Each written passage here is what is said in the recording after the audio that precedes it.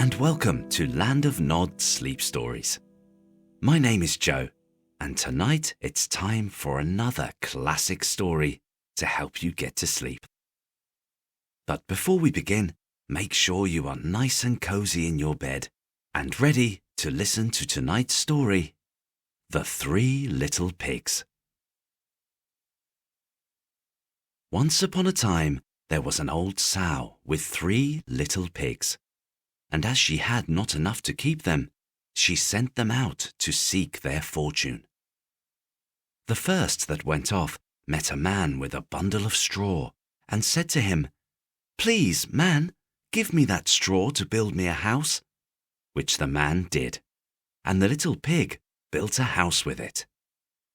Presently came along a wolf and knocked at the door and said, "Little pig, let me come in."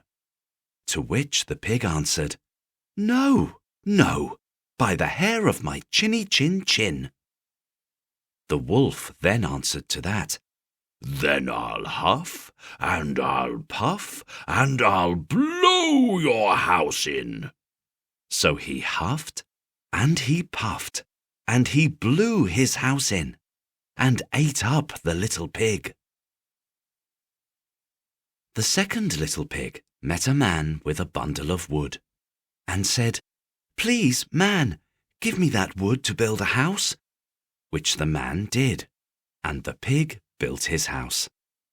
Then along came the wolf, and said, little pig, let me come in." "No, no, by the hair of my chinny chin chin." "Then I'll huff, and I'll puff, and I'll blow your house in."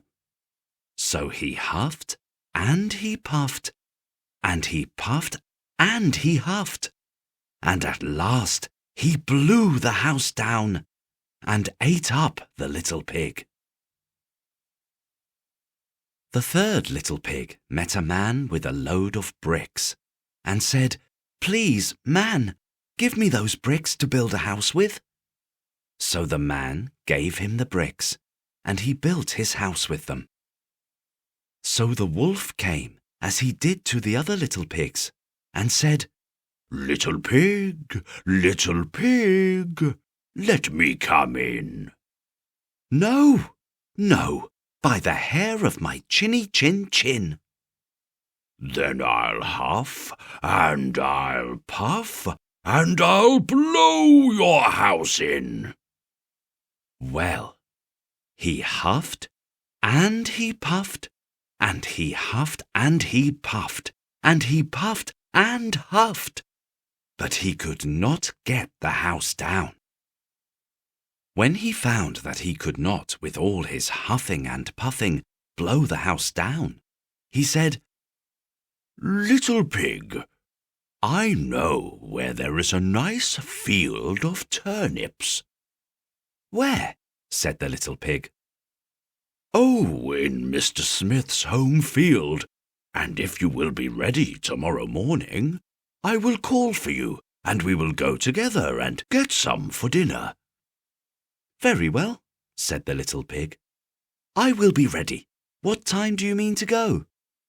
"Oh, at 6 o'clock. Well, the little pig got up at 5 and got the turnips before the wolf came, which he did about 6, and who said, "Little pig, are you ready?" The little pig said, "Ready? I have been and come back again, and got a nice potful for dinner." The wolf felt very angry at this, but thought that he would be up to the little pig somehow or other. So he said, "Little pig, I know where there is a nice apple tree." "Where?" said the pig. "Down at Merry Garden," replied the wolf. "And if you will not deceive me, I will come for you at 5 o'clock tomorrow and get some apples." Well, the little pig bustled up the next morning at 4 o'clock and went off for the apples, hoping to get back before the wolf came. But he had further to go and had to climb the tree, so that just as he was coming down from it, he saw the wolf coming, which, as you may suppose, frightened him very much. When the wolf came up, he said, "Little pig, what? Are you here before me? Are they nice apples?" "Yes, very," said the pig. "I will throw you down one." And he threw it so far that while the wolf was gone to pick it up, the little pig jumped down and ran home. The next day, the wolf came again and said to the little pig, "Little pig, little pig, there is to be a fair at Shanklin this afternoon. Will you go?" "Oh, yes," said the pig. "I will go. What time shall you be ready?" "At 3, said the wolf. So the little pig went off before the time as usual, and got to the fair and bought a butter churn, which he was going home with when he saw the wolf coming. Then he could not tell what to do, so he got into the churn to hide, and by doing so turned it around, and it rolled down the hill with the pig in it, which frightened the wolf so much that he ran home without going to the fair. He went to the pig's house and told him how frightened he had been by a great round thing which came down the hill past him. Then the little pig said, "Ha! I frightened you then. I had been to the fair and bought a butter churn, and when I saw you, I got into it and rolled down the hill." Then the wolf was very angry indeed, and declared he would eat up the little pig, and that he would get down the chimney after him.